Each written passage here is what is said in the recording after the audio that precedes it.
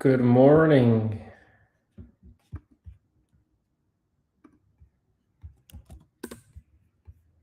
Good morning, good morning, good morning. Howdy to everyone. Let's see, I think I can add music.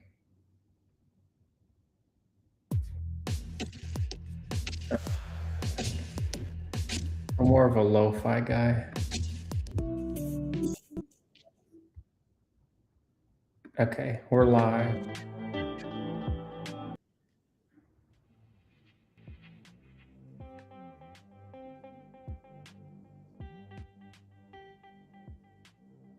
Okay, the music's on. I don't know how I feel about it. All right, so I'm gonna share my screen. Zilla. All right, good morning. Good morning, good morning, good morning. I'm gonna make sure I'm live on the other platforms. Okay, looks like I am. All right, good, good, good, good. Trying to get the hang of this. Hey, hey, Nick. Welcome to my live. Hope you've been well. It's been a while since I've seen you, since that one time at Sumac. I don't really go to Sumac anymore, just because I live more up north, and I also have a co-working spot. So I used to go more before I had a co-working spot. Do you still go to Sumac often? Do you still live around there?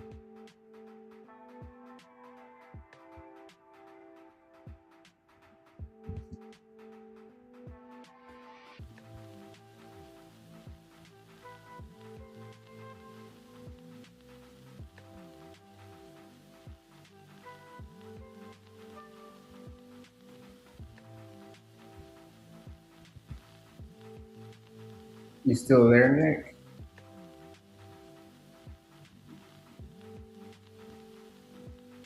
I really wish my streaming platform would pull in the comments from Instagram.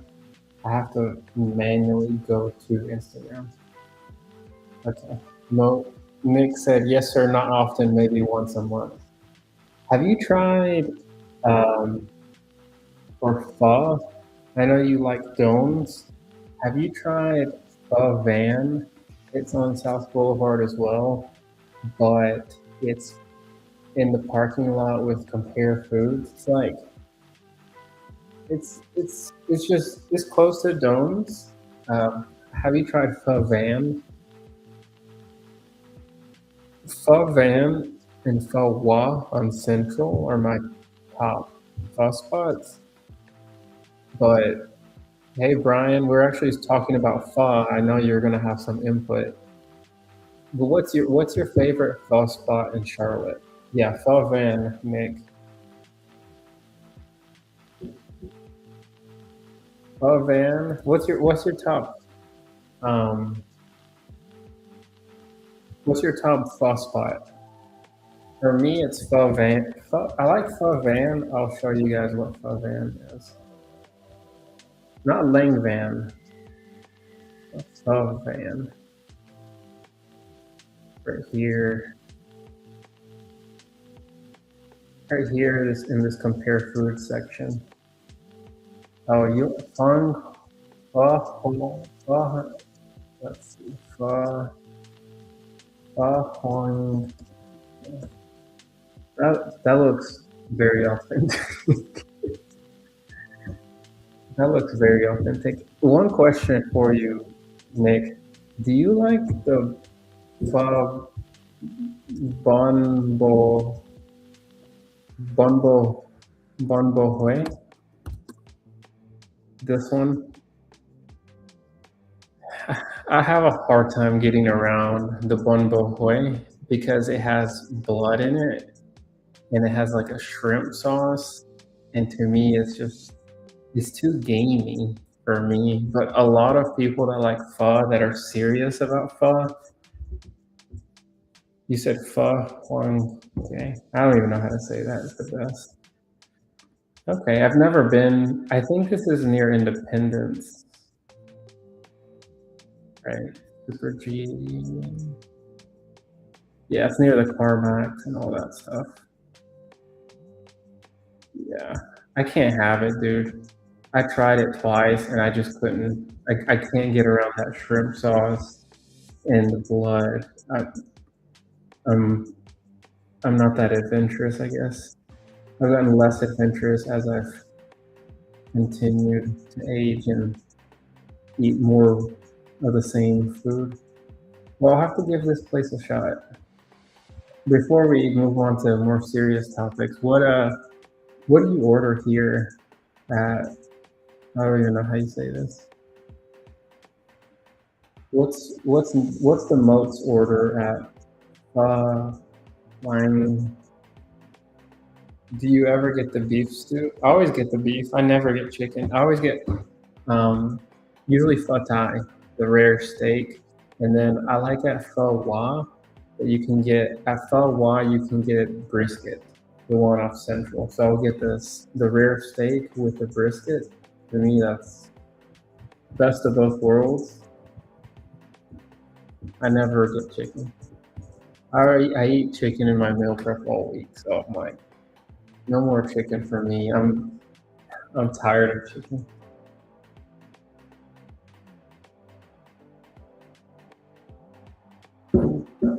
Bienvenido el gallo más gallo del crédito.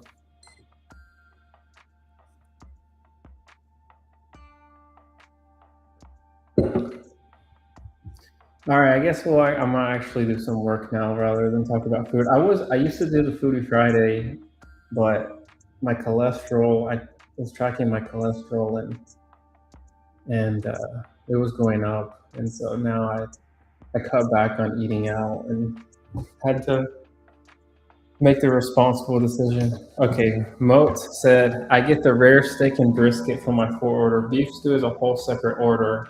Type in Vietnamese beef stew. Okay, let's do it. Let's do it. Okay, Vietnamese beef stew. Oh, interesting. Okay, I can confirm I've never had this. It actually looks really good. Dang, Nate, you really got deeper into this Vietnamese stuff. That's good. That's really cool. All right, Acosta Crédito, bienvenido. Thank you for joining. Me encantaría que hacerte unas preguntas, si gustes responder. No sé si tienes tiempo en el live para que si alguien ve este video en el futuro pueden aplicarlo. Get it with the pho noodles instead of potatoes. Oh, that makes sense. But this one already has some pho noodles in it. Oh, it just has carrots. It kind of looks German, to be honest, to me, because I lived in Germany, and it looks like a hearty German meal. Anyways, we're going to talk about real estate soon. Nick joined the live. He's an old colleague of mine, a good person in the mortgage space, and he and I would run into each other at Sumac, but then we also ran into each other at a pho spot, and well, we like food, and I think food's a relatable thing to talk about here. So apparently, according to Nick, we need to try this place. I haven't tried it. So I'm going to note this down. Oh no, not this place. That's a type of this place. Right here. Off of Independence. All right, Acosta Credito is gonna help us with any questions for credit. So let's get started. Let's see if Facebook has any requests. My Facebook comments were not syncing the other. No. Okay, so right now we're just mostly rolling on Instagram. All right, so Let's start with this. Voy a aprovechar Acosta. Perdón, no me acuerdo de tu nombre, pero tengo tu username ahí. Quiero, quiero ver, quiero hablar sobre crédito. Quiero hablar sobre crédito porque estás aquí disponible ahorita y pues quiero aprovechar de eso. Entonces, thank you, Nick. I appreciate it. I'm switching to Spanish mode because Acosta's here and he can help some people, but I can jump back and forth. But thank you for joining the live. It's good to catch up with you for a brief second, and hope all is well. And yeah, we'll catch up eventually one day. Okay, so Acosta, algo que es muy importante que quiero, algo que, un tema que les quiero cubrir es que hoy en día,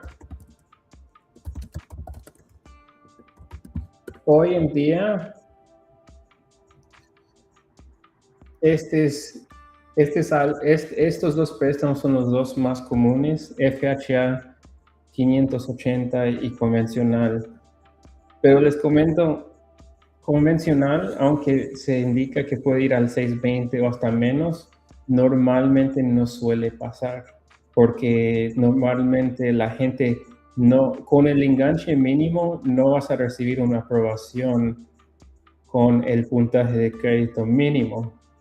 Normalmente para convencional veo que lo más fácil es tener un puntaje de 700 o más. 700 o más. Entonces, Acosta, donde quiero que nos asistes, ayudes, es que muchos latinos no tienen crédito o si tienen, no lo usan de una manera responsable y sin saber. Y normalmente tienen un puntaje menos de 700. Y puede ser que, y lamentablemente hoy en día, si uno no tiene estatus permanente, DACA, TPS, asilo, FHA ya no les puede dar un préstamo hoy en día, no pueden respaldar al cliente. Entonces tienen que calificar para convencional. Entonces mi pregunta sería, ¿eso es algo que, pues voy a parar ahí? Me imagino que esto es un tema que has visto. Me encantaría si nos puedes dar un poco de, oh my gosh, un poco de tu opinión sobre esto, de qué es lo más común, qué ves cuando la gente necesita subir su puntaje de crédito, unos top tips, como 3 consejos para la gente. Yo tengo mis propios, pero creo que sería mejor escucharlo de ti.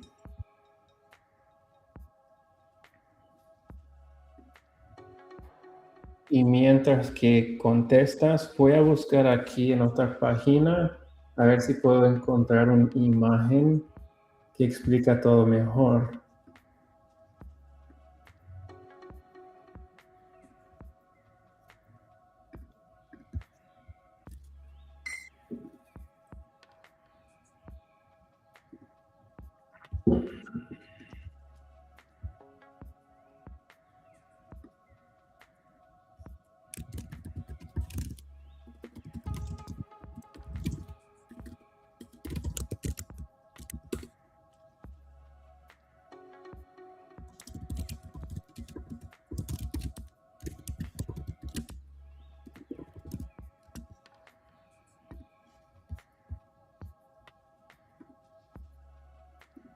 Ok, estoy buscando.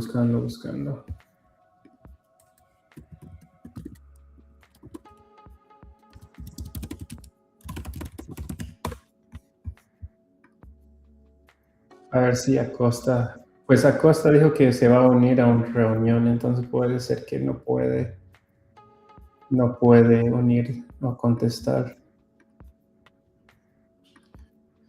Pues el chiste es que ahorita estoy en otra pantalla buscando una imagen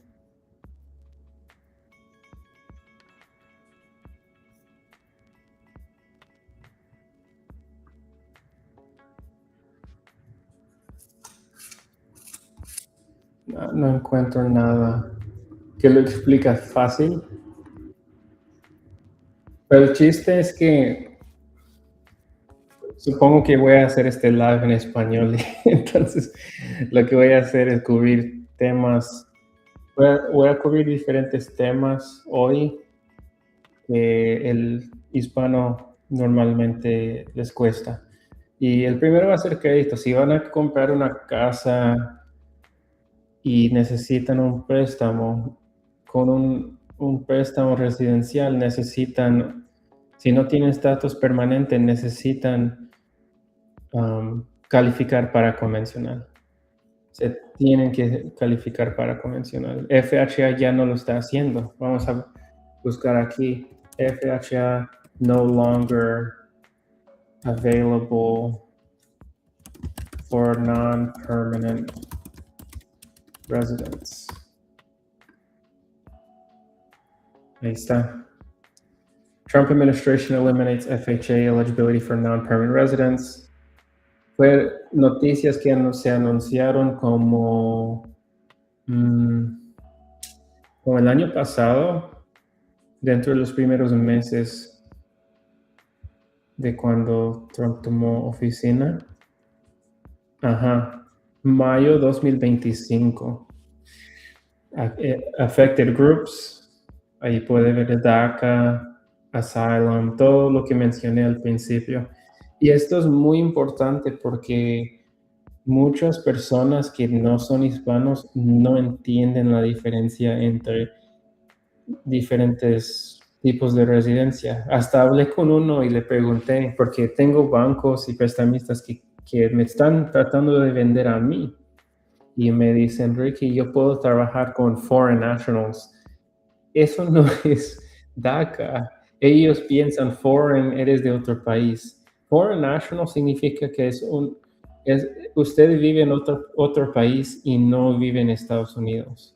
Estás invirtiendo desde tu país. Quizás tienes un visa para invertir lo que sea. Entonces yo le estaba preguntando sobre gente con non-permanent residency, los que están viviendo aquí pero no tienen residencia permanente, como DACA, TPS, etc. Y me dijo, sí, yeah, we work with them. Y le tuve que corregir. Y eso suele pasar bastante con bancos, prestamistas, muchos que no son hispanos o no son de otros países. Yo no soy, pero tengo familia y muchos clientes que pues me tocó aprender. Y sí, esto es muy importante. Es algo donde hoy en día si un cliente hispano aplica por un préstamo hipotecario y tiene unos créditos menos de 700, pues vas a recibir mejores términos con FHA. Pero si no checan bien tu aplicación y no saben eso, no vas a poder cerrar en ese préstamo con el enganche mínimo. Quizás te va a tocar poner un enganche más alto con convencional para poder utilizar el crédito mínimo de 620. Entonces, eso es porque no me gustó las noticias cuando anunciaron conventional credit limit, credit requirements. Porque aquí dice 620. Es lo que normalmente decía. El año pasado ya quitaron que tenía que ser 620. Pero si pones el 620, no vas a poder poner el 3% normalmente. Estos son como requisitos separados. Si es el 620, no esperas que también vas a poner el 3%. Normalmente es mucho riesgo y el archivo no va a recibir aprobación. Entonces eso es algo muy, muy, muy, muy, muy común que necesitan saber. Ok, entonces ya revisamos lo de crédito. Ahora lo que quiero revisar next para cliente hispano, voy a poner aquí en chat y voy a preguntarle common challenges with Hispanic clients with buying real estate. What questions do they have? Entonces voy a poner lo que ok, aquí me está enseñando los desafíos más comunes. Entonces, les enseño esto.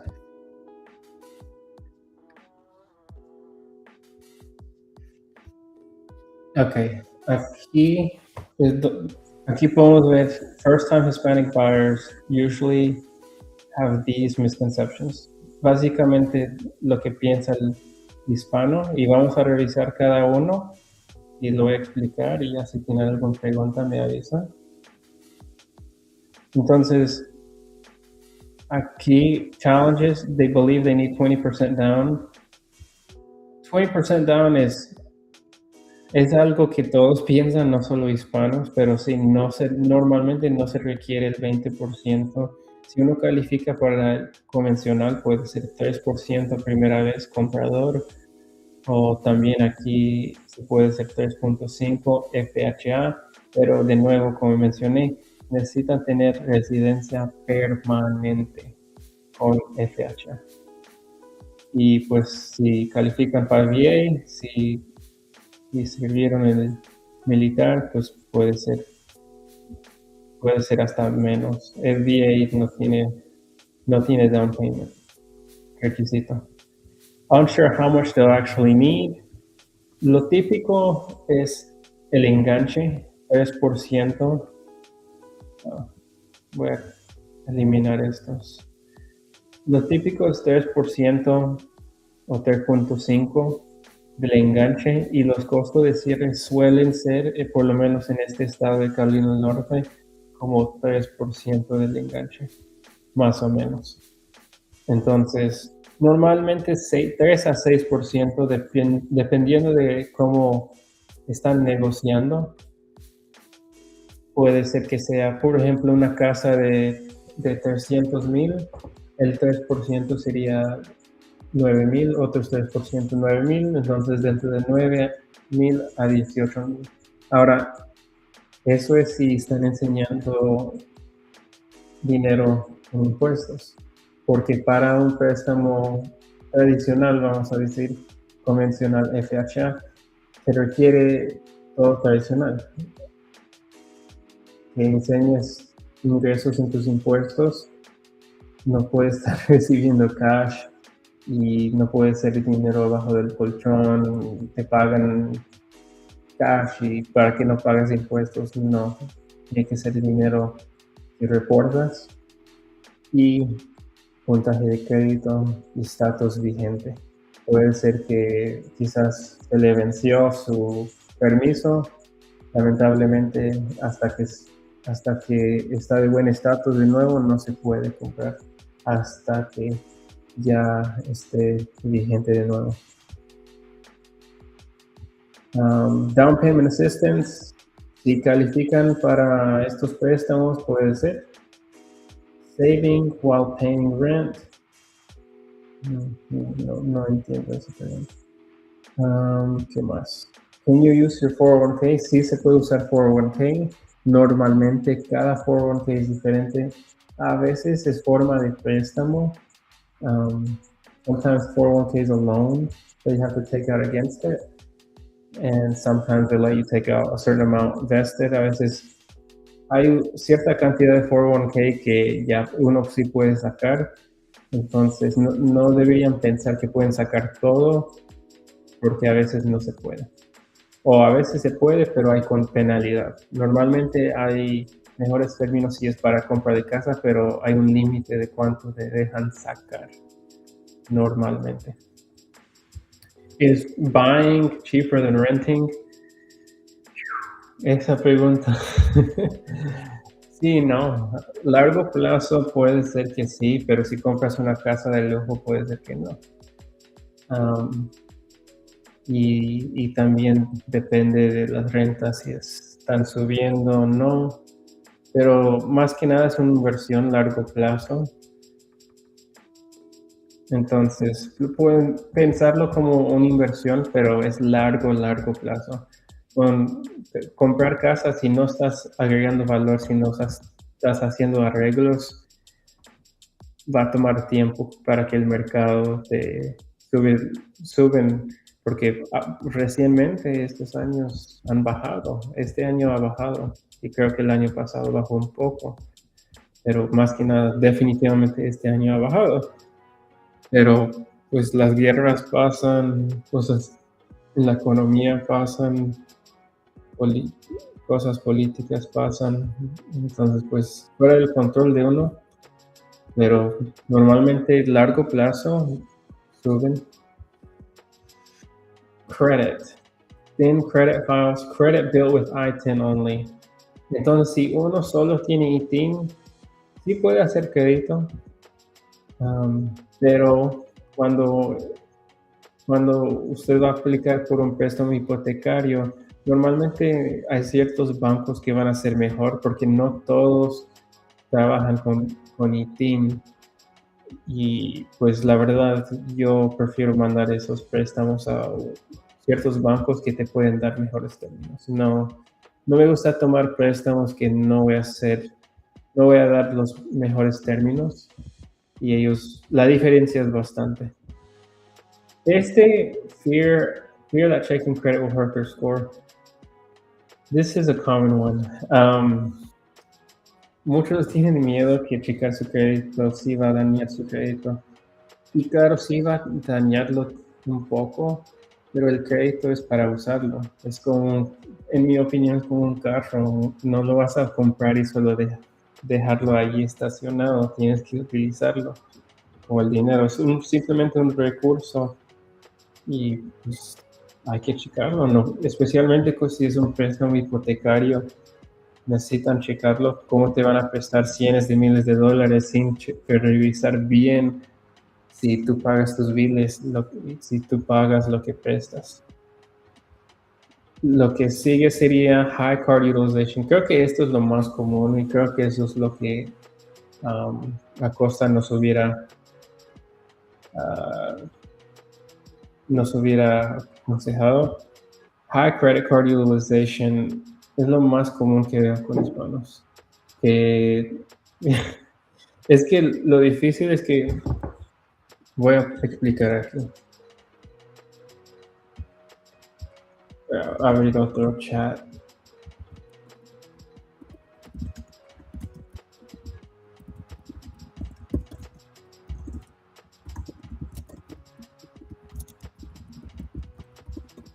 Entonces, lo que estoy poniendo aquí en chat es que normalmente dan un balance bajito, ni $1,000. Normalmente solo son como unos 200, 300.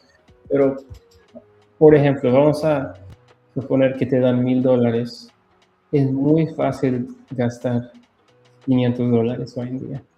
Y muchos hispanos, pues nadie les dice, ni la compañía de crédito les dice, que utilizar más que el 30% les va a dañar el crédito. Entonces, llegar a $500, ¡pum!, ya estás lastimando tu crédito. Entonces aquí dice, high utilization is one of the biggest factors affecting FICO scores, making it harder to qualify. Básicamente el resumen es, eso le está dañando más que checar el crédito normalmente. Es lo más común que yo veo cuando estoy trabajando con la comunidad hispana, que es los puntajes de crédito normalmente si están bajitos es por tarjetas de crédito, normalmente.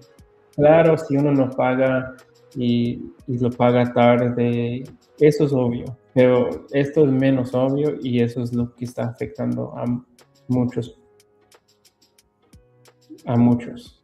Higher interest rates, sí. Entonces eso es lo más común. What credit score do I need? Pues lo ideal sería tener como un 700 para calificar para convencional. How can I improve it? Lo primero, poner todo en AutoPay y mantener las utilización de tarjetas menos de 20% menos, porque es muy fácil ir de 20 a 40%. Y self-employed, si uno tiene su propia compañía, muchos hispanos tienen su propia compañía. Si no vas a reportar mucho en impuestos, yo río porque esto pasa bastante. Si no vas a reportar mucho en impuestos, hay préstamos que sí te pueden ayudar, pero va a tocar un enganche más alto. Solo tomar eso en cuenta. Si tienen preguntas, pregúntame, pero sí se puede hacer. And can overtime count? Yeah, overtime can count. Ok, entonces revisamos, primera media hora fue para la comunidad hispana y les di como unos tips, consejos típicos que estoy dando día a día a clientes. Ahora quiero buscar casas y voy a hacer algo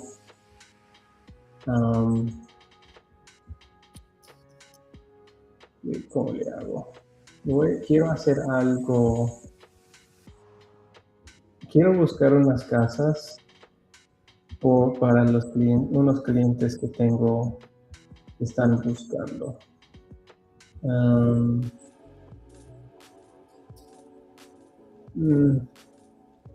Sí. Creo que el límite de uno va a ser como 275. Ok, vamos a hacer esto.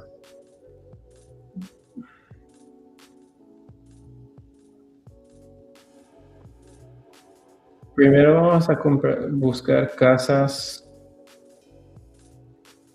Let me switch to English. But once my brain starts thinking in one language, it just kind of like keeps going and going and going and going. But it takes me a while to get used to Spanish. Like I'm like warming up knees that crack. It takes me a second to heat up, and then once I get going, I start thinking in Spanish. But it's rusty at the beginning. All right, so let's look. We're looking at properties from 200 to, let's go 275. In Charlotte, 200, like super challenging. See if we find anything.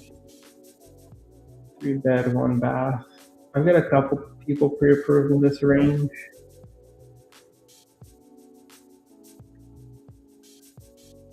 Oh wow, that's in Davidson? No, that's in, where is that? That's past Highland Creek. Oh, there's kind of like this big section here it's not Concord, it's not typical Charlotte. I don't know what you consider this. Let's see. Consider Davidson. Wow, super pretty. 273 has everything. Okay, this property is subject to affordable deed restriction, buyers making less than 80% of the current median income. I'm going to show you guys how you can find that. So let's go to, it's called AMI lookup. It's right here, 28036. So this is what I do for clients when I'm seeing what programs they qualify for. So for this zip code, if they make $89,000 less for the household income, looks like they could qualify for this house. Actually, a very nice home. And Davidson, I think, is a pretty desired area. So what do they want here? Buyers must submit a copy of their mortgage application. That's what they call an IRLA in my world. To the Affordable Housing Department of the target household.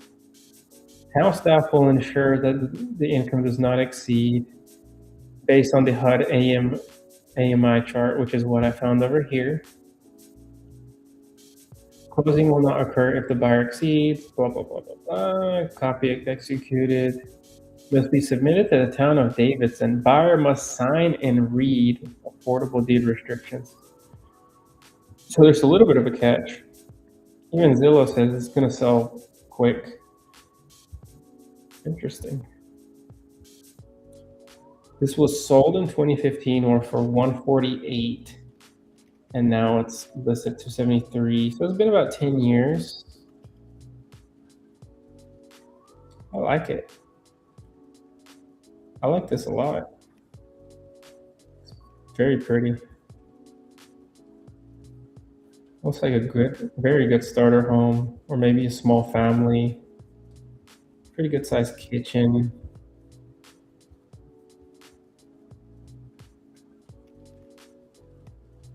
Appears, so you park here. I guess you go in here. Is it this one or this one?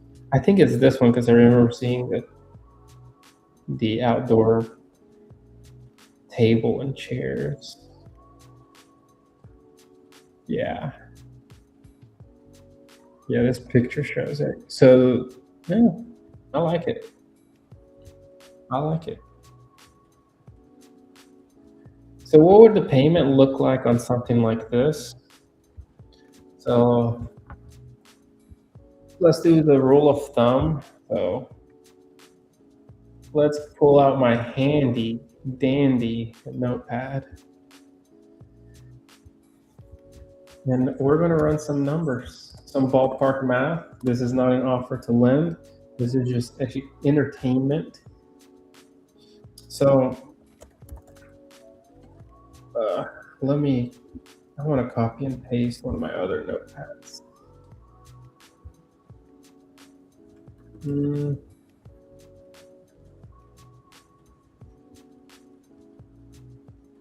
Oh. Notes. Okay. Notes. There we go. All right, here we are. So this is a note from last week. So I'm just gonna replace it with 8.3. I don't know if this is probably not gonna be a house. I'm just gonna put residential purchase 8.3 mortgage Monday. And then we'll fill out everything below it. So price is so good, 274. I'm just gonna round it up. I guess I'll do. It's such an odd number, 273, 318. And let's check this location.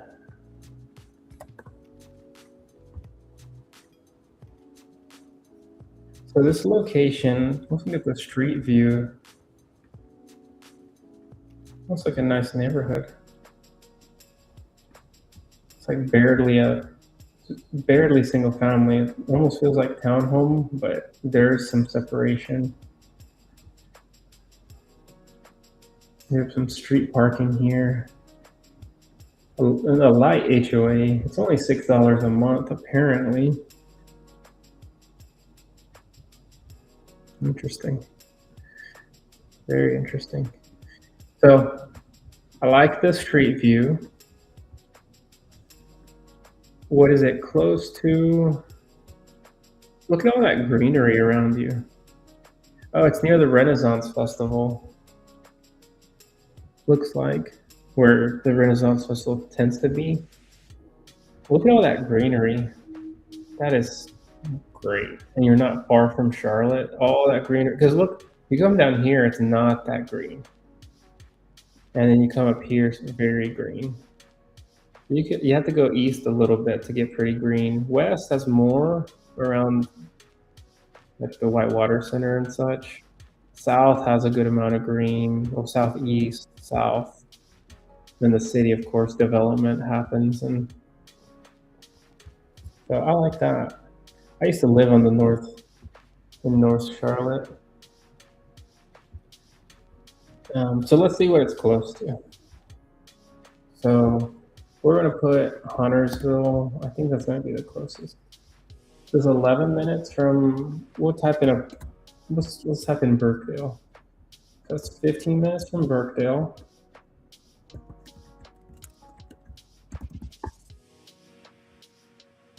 What else is it close to?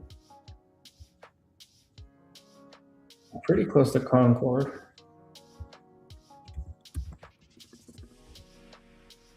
Let's put Concord Mills first. 18 minutes Concord Mills.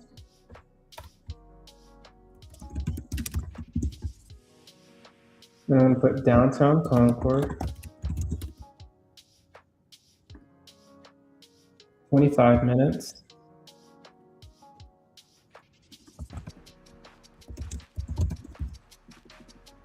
So far, it's kind of closer to the Huntersville side from what I'm seeing.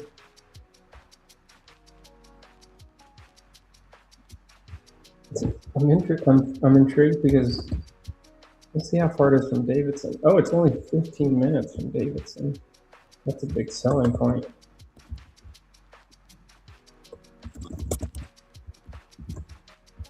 "15 minutes from Davidson." Wow. That's interesting. Okay, we gotta put Uptown. 30? Yeah, that's what I expected. It's not too bad.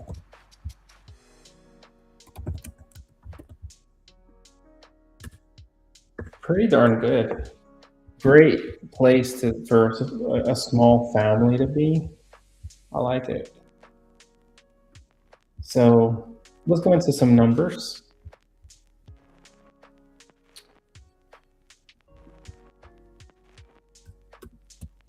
"2009 build. 2009 build. Single family." All right. So estimated mortgage. Rule of thumb: every 100,000 is about $800. So we're at 1,600 when we are at 200,000. So what's that extra 75 going to cost us?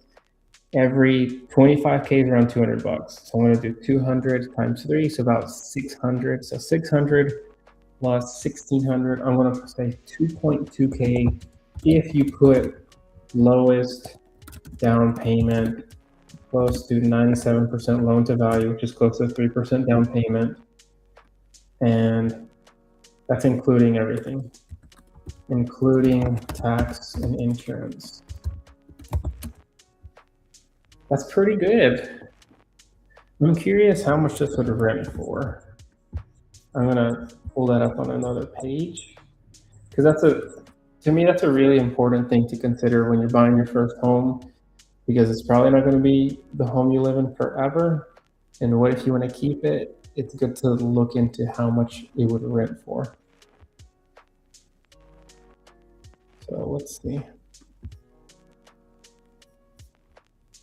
Wow, that's great. So even with today's high interest rates, you're looking at, it's got to be the zip code. Now, the only thing you want to look into is the HOA. There might be rental restrictions, especially because they have that area median income restriction. There might be income restrictions, who knows? But it's a great property to look into because I estimated with a very low down payment, $2,200 a month. Even if it's $2,300 a month, with putting so little down, let's say you do move out, you may be able to cash flow, which is hard to say in most of Charlotte and surrounding. Anything within 30 minutes, that's a very hard.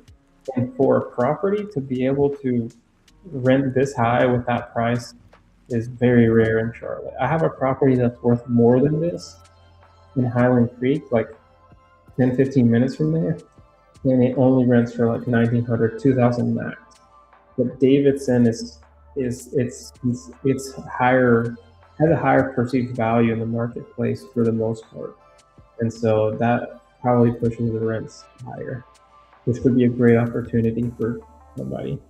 So, wow, I'm super impressed. So let's go down here.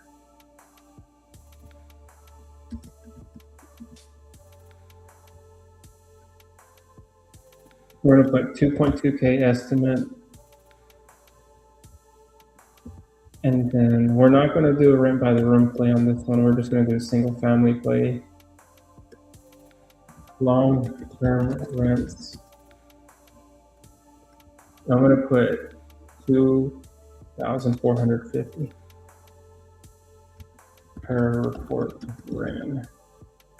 So estimated cash flow of 250, and then the 3% down on this. Let's see.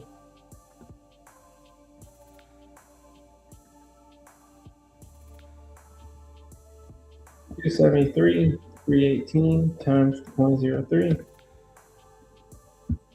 8169,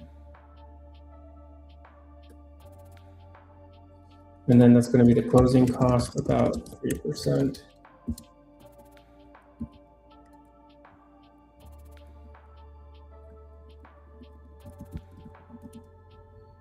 So the total about anywhere from 8.2K to, let's just call it 19.3K, depending on seller credits. So why do I say that? Well, there's a chance that your agent may be able to negotiate all of these seller credits. So maybe you just bring a down payment. So wow, very good. FHA 3.5% down. So let's say if we look at FHA, assuming somebody qualifies for that.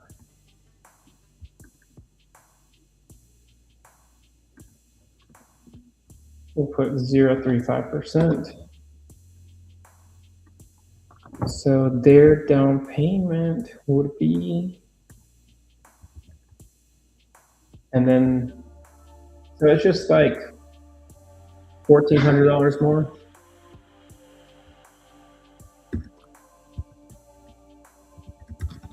Than conventional. The payment's going to be a little lower on FHA, so that's the benefit over conventional.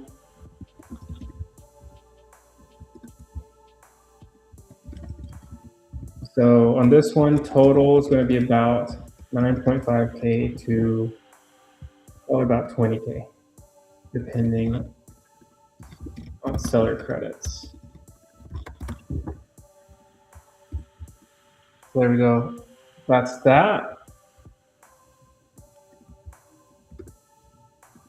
Potential 250 cash flow upon exit in high appreciation area, because that area is appreciating quickly. Here's the confidence, 95% confidence here, 91. Appreciation, let's see.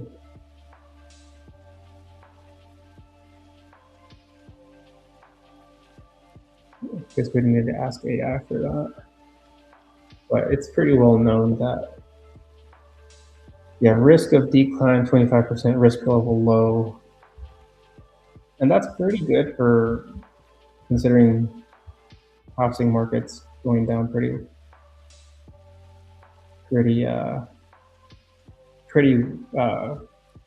evenly across the nation.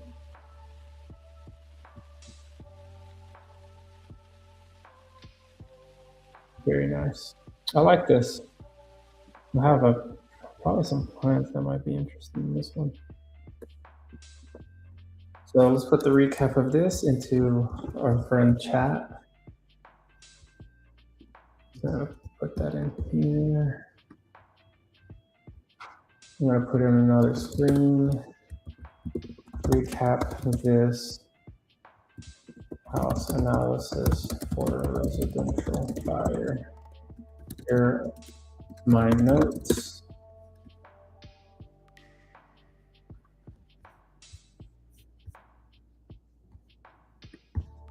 All right, and let me show you what chat came up with. Here we are. So mortgage analysis, here's the address, there's the price, there's the proximity, there's the down payment. It's great. I'm gonna ask chat if it foresees any HOA restrictions. Can you find the HOA restrictions for this property? Can it be rented out in the future? I just asked that.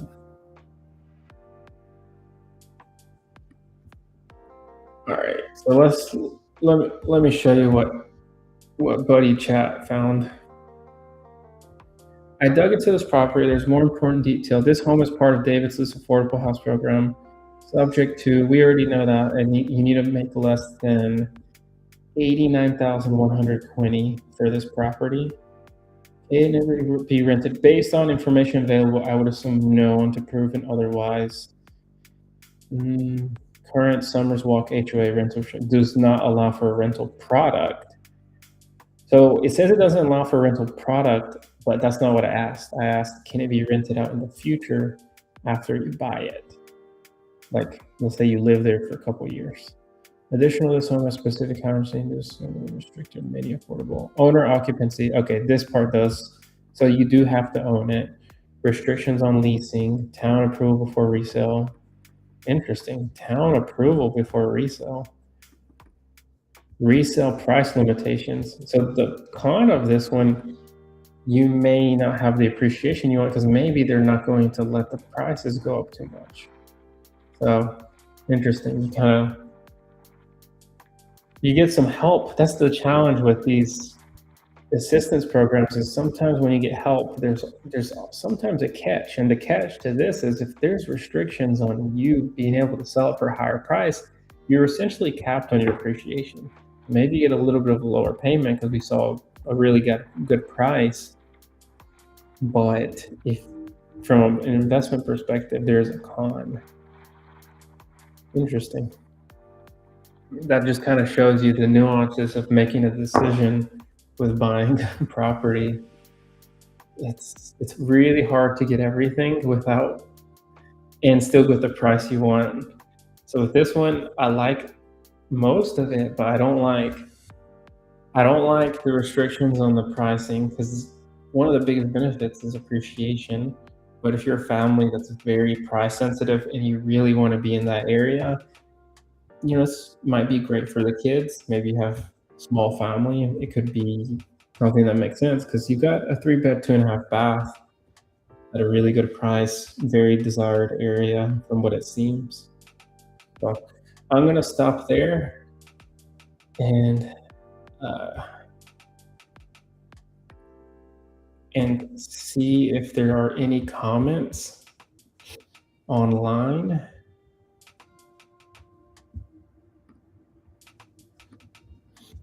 And if not, I'm going to conclude because I have a lot to do today. Yeah, these notes are pretty accurate. I am curious. Oh, I'll wait. What's over here? There's some, Annapolis has some good value. And the cool thing about Annapolis is it's close to the highway. So you can honestly get to Charlotte in a similar amount of time.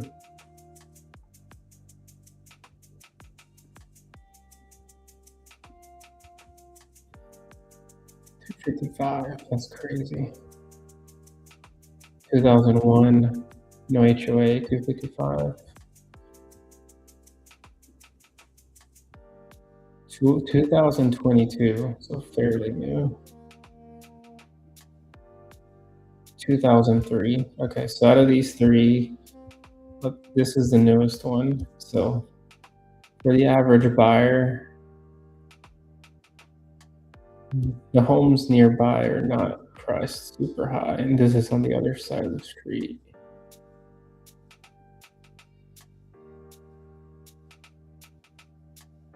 Let's check this one. Okay, this one looks like it's around properties that are worth a little more, so let's take a look at this. Wow, very nice. I think it's bigger. This is 1534 square feet. Whereas the other one was 1278. So yeah, this one's better. At least in my quick opinion. Yeah, very solid. Good property too. I like the parking. Nice floors. Could use a little bit of updating, but for the price, sunroom, there's a lot of potential with that. Nice backyard, good size. I like this one. It's a good one. Corner lot, fully fenced in backyard. No HOA. Nice. I like this. I'm gonna save this one for another client. And I'm gonna hop off here. If you watch this in the future, I do these every Monday, 10 a.m. for now. So far that time's working for me, but I'll announce if I change the time. And if you have any questions, you can find my profile, send me a message. The purpose of this is to create more long form content and to get some real clips out of it, and then just give an opportunity for people to jump on spontaneously if they have any questions. If someone joins, great. If not, I'm going to review FAQs, and I'm going to have that long form content to be able to send to people if they ever have questions so they can see it broken down. And also it kind of gives me a chance to look at some properties for clients that they may want based off of the financial goals they shared with me. So thanks for tuning in. Hope you have a good rest of your week. And cheers.